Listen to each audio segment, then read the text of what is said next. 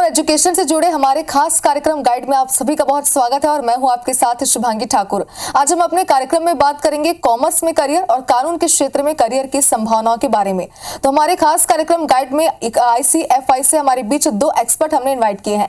Doctor आभा शुक्ला जो कि associate professor है डिपार्टमेंट ऑफ कॉमर्स, और डॉक्टर प्यारी चटर्जी भी हमारे साथ इस वक्त जुड़ गई हैं जो असिस्टेंट प्रोफेसर और फैकल्टी ऑफ लॉ है, साथ ही डिपार्टमेंट की हेड भी है। मैम, आप दोनों का बहुत बहुत स्वागत है IBC 24 में। नमस्कार डॉक्टर आभा, सबसे पहले मैं आपके पास आना चाहती हूँ। कॉमर्स की सबसे पहले हम बात करते हैं। आप ये बताइए कि विद्यार्थियों को कॉमर्स का सब्जेक्ट आखिर क्यों चयन करना चाहिए?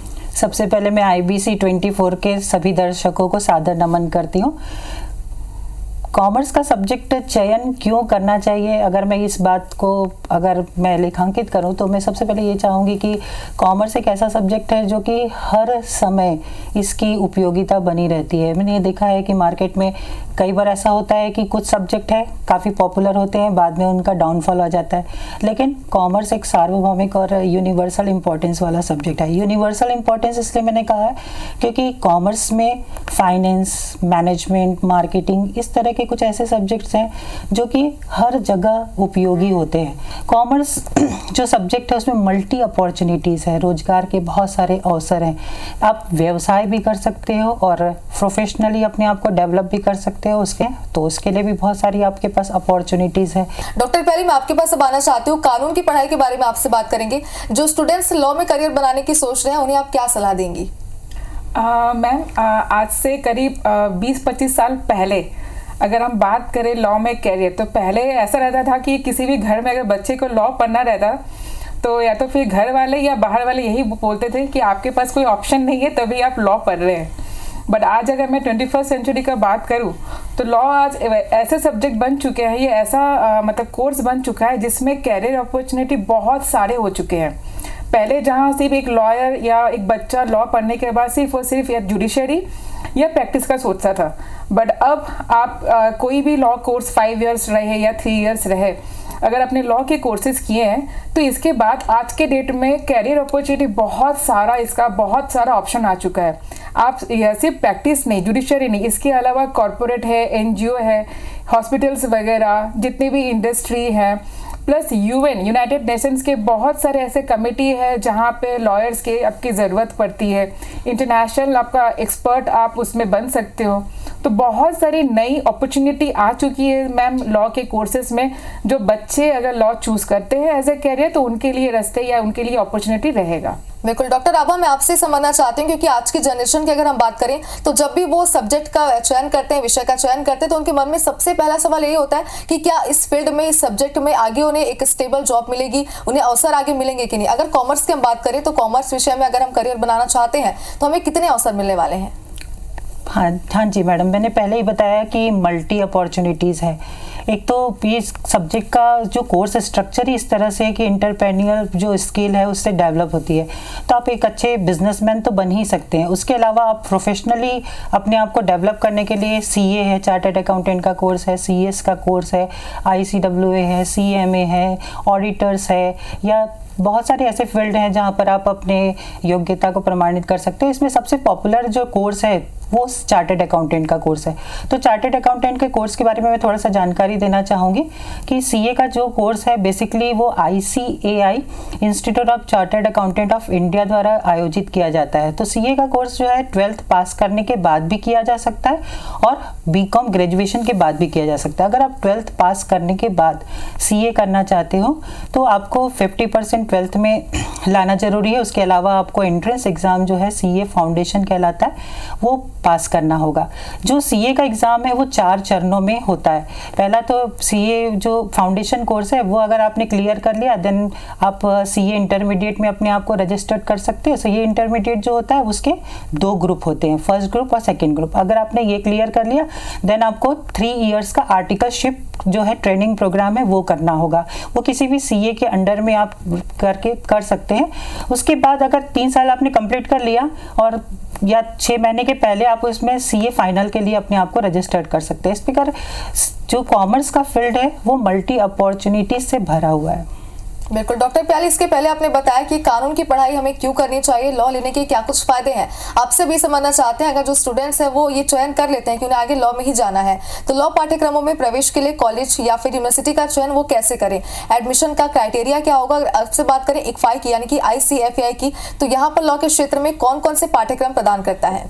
जी मैम, अगर हम लॉ के एडमिशन का बात करें, सबसे पहले हमको ये जानना है कि बार काउंसिल ऑफ इंडिया जो कि ऑथोरिटेटिव एजेंसी है आपके लॉ के एडमिशन से रिगार्डिंग, उनके गाइडलाइन दिए गए हैं। तो कोई भी बच्चा अगर क्लास 12 के बाद 5 इयर्स इंटीग्रेटेड कोर्स करना चाहता है तो एज पर BCI नॉर्म्स सबसे पहला उनका 12 में उनको एटलीस्ट, अगर जनरल कैटेगरी से है तो उनको 45% होनी चाहिए, अगर वो OBC है तो उनका 42, और ST/SC अगर है दैट इज़ 40% उनको 12 में होना चाहिए। ये रहा क्राइटेरिया का कि उनका एजुकेशन में कितना परसेंटेज होनी चाहिए। इसके अलावा मैम ये एक रिसेंट डेवलपमेंट है जो मैं सबको बताना चाहूँगी कि पहले जैसे एज क्राइटेरिया हुआ करता था लॉ में एडमिशन के लिए, आज के डेट में कोई एज बार नहीं है।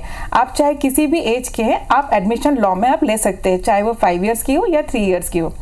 इसके अलावा अगर मैं इक्फाई यूनिवर्सिटी की बात करूं, इक्फाई यूनिवर्सिटी भी क्योंकि बार काउंसिल ऑफ इंडिया से हमें परमिशन मिल चुका है और हम ऑलरेडी लास्ट ईयर से हमारे यहाँ पे लॉ की कोर्सेज चल रही है, तो एट प्रेजेंट हम यहाँ पे 2 ही कोर्सेज अभी हम ऑफर कर रहे हैं बच्चों को।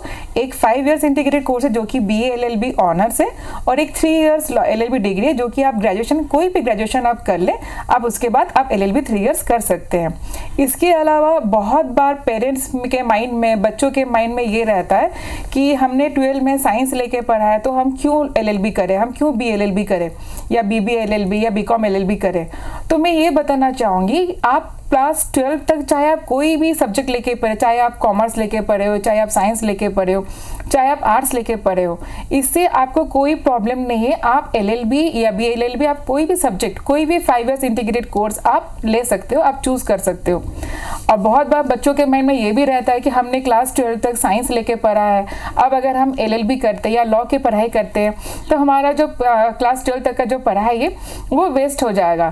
तो मैं आपको ये बताना चाहूँगी, अभी लॉ की फील्ड में बहुत सारे, मैंने कहा भी, जैसे बहुत सारे डेवलपमेंट हुई है, तो लॉ में भी हेल्थ लॉ का ऑप्शन है, फॉरेंसिक साइंस का ऑप्शन है। इसमें अगर आप 12 तक साइंस लेके भी पढ़ाई की हो तो आप लॉ के कोर्स करने के बाद आप हेल्थ लॉ में या फॉरेंसिक साइंस में आप मास्टर्स या फिर इसमें स्पेशलाइजेशन लेके पढ़ सकते हो। इससे क्या होगा, आपका जो 12 तक का जो आपने साइंस में पढ़ाई किया है वो आपका वेस्ट नहीं होगा, आप उसको आगे इसको यूज़ कर सकते हो। तो जनरली आपने 12 तक जो भी पढ़ाई किया है, अगर आप लॉ के कोर्स कोई भी चूज़ करते हो वो कभी आपका वेस्ट नहीं होगा, क्योंकि पढ़ाई कभी भी वेस्ट नहीं होता। आप कहीं ना कहीं उसका इस्तेमाल आप जरूर करोगे आगे फ्यूचर में। बिल्कुल डॉक्टर, पहले जैसा कि आपने कहा तो लॉ को लेकर इक्फाई में तमाम कोर्सेज में तमाम सुविधाएं भी हैं स्टूडेंट्स को लेकर, लेकिन डॉक्टर अब मेरा सवाल आपसे भी यही है, कॉमर्स की अगर हम बात करें तो इक्फाई यूनिवर्सिटी में कॉमर्स के लिए कौन कौन से कोर्सेज अवेलेबल हैं? कॉमर्स के लिए basically post graduation, under graduation और डॉक्टरेट की कोर्सेज हमारे यहाँ रन होती है। और अगर अंडर ग्रेजुएट की बात करें तो BCom प्लेन और BCom ऑनर्स की कोर्सेज रन होते हैं। उसके अलावा अगर 12th पास स्टूडेंट्स हैं वो अगर BBA करना चाहें तो BBA भी कर सकते हैं।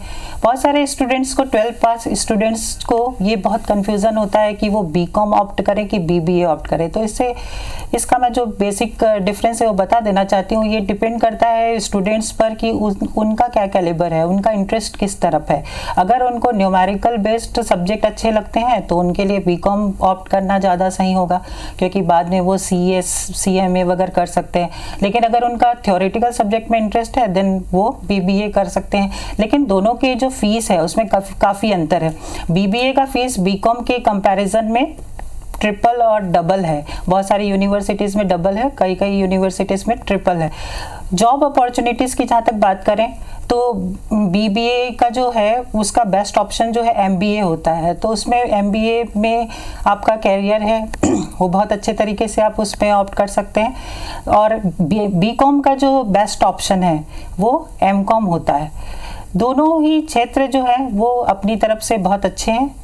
ये बच्चे का इंटरेस्ट पर डिपेंड करता है कि वो किस फील्ड में जाना चाहता है। बिल्कुल डॉक्टर, पहले जैसे कि इसके पहले आपने बताया कि लॉ में कितने सारे कोर्सेज अवेलेबल हैं इक्फाई की भी अगर बात करें तो, लेकिन कई बार ये होता है कि ज़्यादा कोर्सेज होने के बाद भी जो स्टूडेंट्स होते हैं वो कंफ्यूज हो जाते हैं। तो आपसे हम ये समझना चाहते हैं कि क्या कोई स्पेसिफिक कोर्स है जो लॉ के छात्रों को आप सजेस्ट करना चाहेंगे?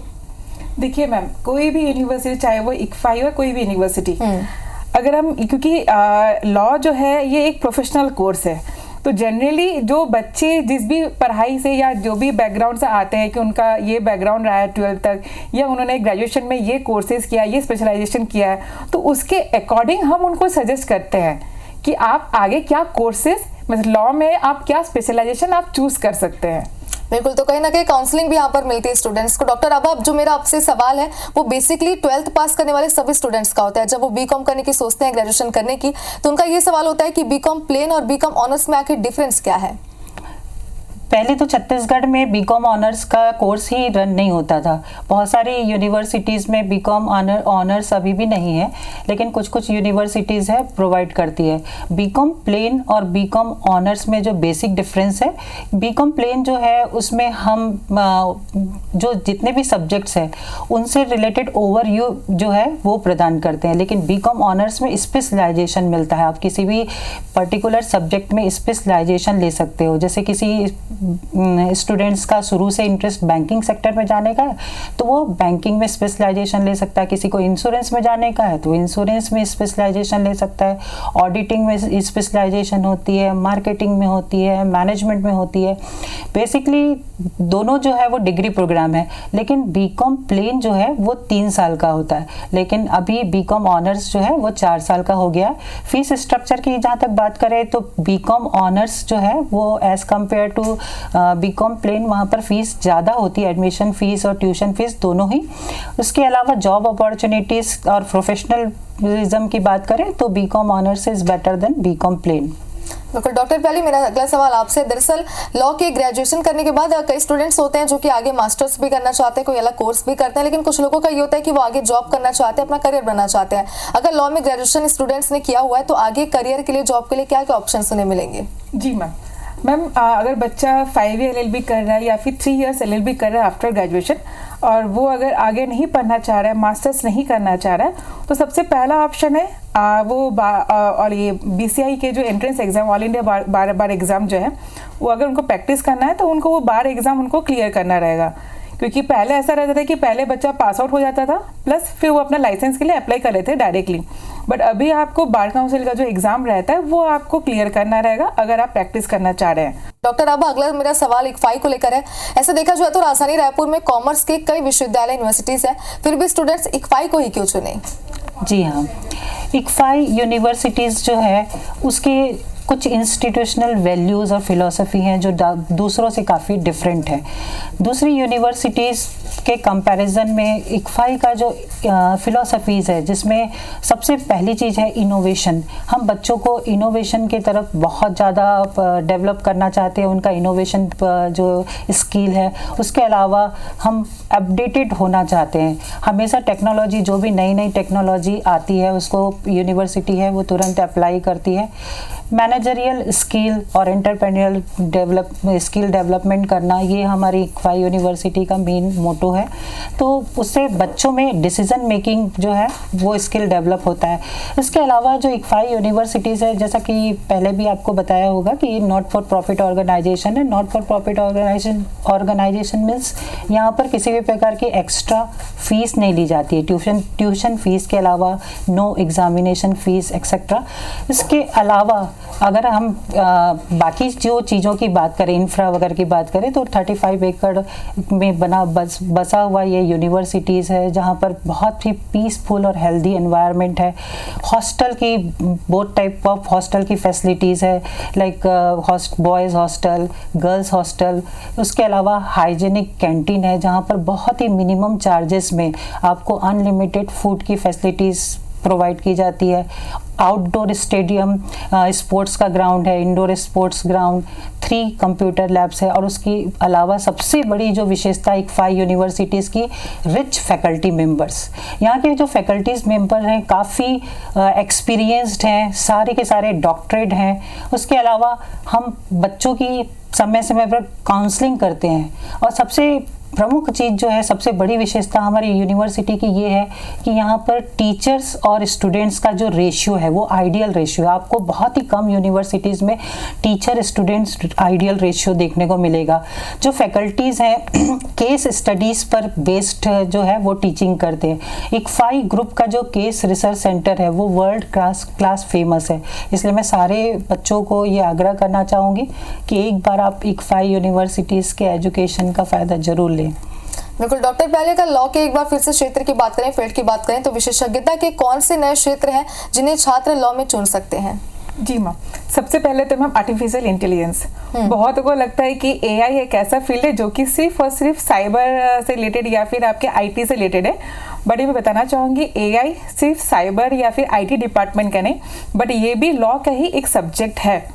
तो आप एआई एक नया, एक बोल सकते हैं एक नया एरिया है जहाँ पे बच्चे इसमें स्पेशलाइज कर सकते हैं। इसके अलावा स्पोर्ट्स लॉ है, स्पेस लॉ है, और स्पेस लॉ एक ऐसा न्यू एरिया है जहाँ बच्चे स्पेशलाइज कर सकते हैं। तो स्पेस लॉ हो गया। आपके data privacy, data law, data privacy act, ये भी एक ऐसा एरिया है जहाँ पे बच्चे इसमें स्पेशलाइज करके बहुत सारी इसमें नए नए आप चीज़ें इसमें ला सकते हो। तो ये कुछ ऐसे सब्जेक्ट है जो अभी न्यू है और इसमें बहुत सारे स्कोप है। इंटरनेशनल लॉ तो पहले भी था और आज भी है, इसमें बहुत सारे आपके ऑप्शन हैं कि आप इंटरनेशनल लॉ में स्पेशलाइजेशन करके आगे इंटरनेशनल एरिया पे बच्चा काम कर सकते हो। बिल्कुल डॉक्टर, अब अगर आपसे हम बात करें, क्योंकि आप कॉमर्स के एक्सपर्ट हैं और कई जो दर्शक हैं उसमें हमारे स्टूडेंट्स भी जुड़े हुए हैं, हम चाहते हैं कि करियर के संबंध में आप विद्यार्थियों को कोई मार्गदर्शन दीजिए। जी हाँ, 12th पास स्टूडेंट्स के लिए तो सबसे पहली चीज़ मैं ये कहना चाहूँगी कि वो अभी से अपना एक टारगेट फिक्स कर लें और उस टारगेट पर बहुत मेहनत करें। उसके अलावा मैंने जो देखा है कि आज के जो बच्चे हैं उनमें कंसंट्रेशन की बहुत ज़्यादा कमी है और कंसंट्रेशन जो है वो सक्सेस का की है। तो सबसे पहली चीज़ तो आपको कंसंट्रेशन को डेवलप करना है। उसके अलावा बहुत सारे ऐसे रिसर्च हैं जिसमें ये कहा गया है कि आज के बच्चों की लिसनिंग कैपेसिटी काफ़ी कम हो रही है। लिसनिंग कैपेसिटी का मतलब सिर्फ सुनना नहीं होता, सुनना, समझना और याद रखना। तो तीनों चीज़ों को आपको डेवलप करने की बहुत कोशिश करनी चाहिए। तो मेरा ये सभी बच्चों से आग्रह है कि वो एटलीस्ट 10 मिनट्स रोज मेडिटेशन करें, सूर्योदय से पहले उठें। उसके अलावा मैं बच्चों से ये कहना चाहूँगी कि शॉर्टकट को कभी अडॉप्ट ना करें। आप हमेशा हार्ड वर्क को ही एडॉप्ट करना है और अपनी जो संगति है वो अच्छे रखें। तो अपने अनुशासन को अपने जीवन का एक हिस्सा बनाइए। बिल्कुल डॉक्टर, पहले लेकिन अगर देखें तो आज के जो स्टूडेंट्स हैं या फिर हमेशा के जो स्टूडेंट्स हैं उनका सिर्फ एक ही चीज़ होता है कि वो जिस भी फील्ड में जा रहे हैं वहाँ पे वो सक्सेस हो जाए।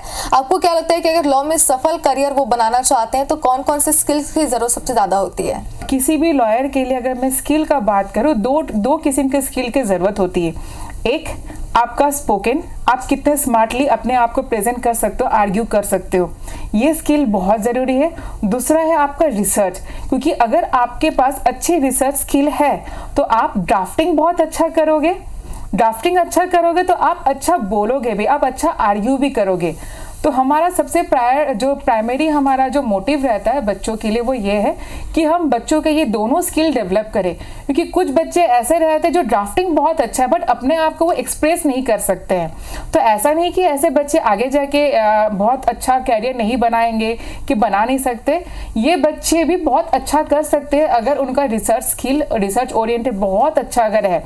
तो ये सारे जो रिसर्च स्किल्स है, ये मोटिंग स्किल्स है, ये हम बच्चों को इनिशियल मतलब पहला साल से ही, पहला सेमेस्टर से ही बच्चों को हम सिखाते हैं। इसके अलावा मैं हर उन बच्चों को मैं सजेस्ट करना चाहूँगी जो लॉ में अपना करियर बनाना चाहे आप इक्फाई यूनिवर्सिटी को चूज़ करें अपने एडमिशन के लिए या किसी भी यूनिवर्सिटी में जाए। सबसे पहला ज़रूरी है कि आप ये देखें कि आपको आगे क्या करना है। ये डिसीजन आपको लेना है कि आपको लॉ अगर पढ़ रहे तो आप क्यों पढ़ रहे, उसके पीछे का रीज़न क्या है। बिल्कुल डॉक्टर, अब मेरा अगला सवाल आपसे भी स्किल्स को लेकर गया। विद्यार्थियों में कौशल विकास यानी कि स्किल्स डेवलपमेंट क्यों आवश्यक है आज की डेट में? हाँ जी मैडम, आज की जैसा कि आप देखते हैं कि ये जो तेज तर्रार दुनिया है जहाँ पर बहुत ज़्यादा प्रतिस्पर्धा है, अगर आप सिर्फ क्वालिफिकेशन पर, एजुकेशनल क्वालिफिकेशन पर आप डिपेंड रहेंगे और ट्रेडिशनल जो एजुकेशन ही लेना चाहेंगे तो ये आपके लिए बहुत रिस्की हो सकता है। मैं तो हर पेरेंट्स से गुजारिश करना चाहूँगी कि अपने बच्चों की वो स्किल को देखे बचपन से ही, और जिस भी एरिया में उनका इंटरेस्ट है उस पर उनको आगे बढ़ाने की जरूर कोशिश करें। चलिए डॉक्टर, पहले क्योंकि समय की थोड़ी कमी इसलिए एक आखिरी सवाल मैं लेना चाहती हूँ। शॉर्टली आपसे समझना चाहती हूँ कि लॉ यूनिवर्सिटी के दौरान इंटर्नशिप या फिर क्लर्कशिप कितनी ज्यादा जरूरी है, साथ ही भी बताइए कि ICFAI में क्या कुछ खास है। और मैम, इंटर्नशिप क्लर्कशिप किसी भी स्टूडेंट के लिए बहुत ज़्यादा ज़रूरी है, क्योंकि ये वो चीज़ें जहाँ पे आप अपने स्किल्स को डेवलप कर सकते हैं। एक यूनिवर्सिटी में तो आपको आपके फैकल्टी बहुत सारे ऐसे आपके एक्टिविटी कराएंगे जहाँ पे आपके स्किल को वो डेवलप कर देंगे, लेकिन कहावत है ना मैम, आप यहाँ पे सीख रहे हो बट अभी आपको अप्लाई करना है। ये प्रैक्टिकल, ये थ्योरी तो आपके स्कूल कॉलेज में आपके फैकल्टी आपको सिखा देंगे, लेकिन ये क्लर्कशिप पे इंटर्नशिप जहाँ आप इसको प्रैक्टिकली अप्लाई करोगे, तो जब आप ये सब अटेंड करते हो आपको प्रैक्टिकल नॉलेज हो जाता है कि लॉ से रिगार्डिंग अगर आपको प्रैक्टिस करना है तो वहाँ पे चीज़ें कैसे होती हैं, क्लाइंट को कैसे डील किया जाता है, काउंसलिंग कैसे किया जाता है, उनसे क्या क्वेश्चन पूछा जाता है, किस तरीके से पूछा जाता है। क्योंकि हो सकता है कि इसी इंटर्नशिप के दौरान उनको आगे जाके कोई कैरियर अपॉर्चुनिटी मिल जाए कि जिस फॉर्म में ये अभी इंटर्नशिप करे वही फॉर्म इनके अच्छे काम के चलते 5 इयर्स के बाद कि 3 साल के बाद इनको जॉब अपॉर्चुनिटी प्रोवाइड करे। तो ये तो रहा इंटर्नशिप। और अगर मैं ICFAI की बात करूँ तो हमारे यहाँ पे स्किल डेवलपमेंट के अलावा जो हमारे फैकल्टी है वो सारे क्वालिफाइड एक्सपीरियंस फैकल्टी है एज पर UGC नॉर्म्स। और एक प्लस पॉइंट जो हमारे यहाँ के फैकल्टी का है वो ये है कि हमारे यहाँ के जितने फैकल्टी है वो कहीं ना कहीं उनका कॉर्पोरेट सेक्टर प्रैक्टिस कि उनके एक्सपीरियंस भी रहे हैं, और जुडिशरी में वो लोग पहले भी अपना तैयारी या कोचिंग वगैरह भी वो दे चुके हैं। तो ये सारे जो बेनिफिट है मैम कहीं ना कहीं हम अपने बच्चों को दे सकते हैं, क्योंकि हमको पता है कि बच्चे को अगर प्रैक्टिस में जाना है तो उनके लिए हमको क्या करना है, तो वो चीज़ हम पहले से ही बच्चे को दे सकते हैं अगर हम पता चल जाए कि बच्चे को किस कैरियर में जाना है। दूसरी चीज़ है मैम, क्योंकि छत्तीसगढ़ में आज भी बहुत सारे बच्चे ऐसे हैं जो कि हिंदी मीडियम स्कूल से पढ़ाई किए हैं। ऐसा नहीं कि उनको अंग्रेजी नहीं आते, वो अंग्रेजी पढ़ सकते हैं, मतलब लिख भी सकते हैं, लेकिन कहीं ना कहीं वो एक्सप्रेस नहीं कर पाते हैं। तो उसके लिए मैम ICFAI में हमारे पास अलग अलग कम्युनिकेशन लैब है। इस लैब के थ्रू हम लॉ के बच्चे को, जो भी अपने हिंदी मीडियम से बच्चे आ रहे हैं, उनको इस कम्युनिकेशन लैब के थ्रू उनके इंग्लिश का जो स्किल है, स्पोकन इंग्लिश का जो स्किल है वो हम डेवलप करते हैं, ताकि ये बच्चे आने वाले कल में इनको कहीं से भी ये फील ना हो कि हम इंग्लिश में बात नहीं कर सकते, कि हम बोल नहीं सकते। इनके अंदर वो कॉन्फिडेंस हम थ्रू दिस कम्युनिकेशन लैब जो है वो डेवलप करते हैं। तो ये कुछ प्लस पॉइंट है ICFAI लॉ स्कूल के। बिल्कुल डॉक्टर आभा, आपसे मेरा यही सवाल है, कुछ बातें ऐसी होंगी ICFAI की जो आप शेयर करना चाहती हैं शॉर्ट में। हाँ जी, ICFAI यूनिवर्सिटी की सबसे बड़ी विशेषता जो मुझे लगती है वो प्रोफेशनली मैनेज्ड है। बिकॉज यहाँ पर जो सारी पोस्ट जो हैं, चांसलर हैं, चेयरपर्सन हैं, वाइस चांसलर हैं, सभी के सभी प्रोफेशनल्स हैं, उनमें किसी भी फैमिली का मेंबर्स नहीं है इसमें। उसके अलावा हमारी यूनिवर्सिटीज़ जो है मेरिट विथ एथिक्स इस प्रोसेस पे काम करती है। तो ये सारी चीज़ें ऐसी है जो कि दूसरी यूनिवर्सिटी से हमारी यूनिवर्सिटीज़ को अलग करती है। बिल्कुल डॉक्टर, पहले डॉक्टर आभा बहुत बहुत शुक्रिया, आप दोनों हमारे साथ जुड़ी। और मुझे उम्मीद है कि जितने भी स्टूडेंट्स इस वक्त हमें देख रहे होंगे उनके लिए जो लॉ को लेकर, कॉमर्स को लेकर जो उनके मन में सवाल है वो सभी सवाल दूर हो गए। एक बार फिर से आप दोनों का बहुत बहुत शुक्रिया। नमस्कार। और इसी के साथ हमारे खास कार्यक्रम गाइड में फिलहाल इतना ही, लेकिन खबरों का सिलसिला आगे भी जारी रहेगा। बने रहिए IBC 24 के साथ। नमस्कार।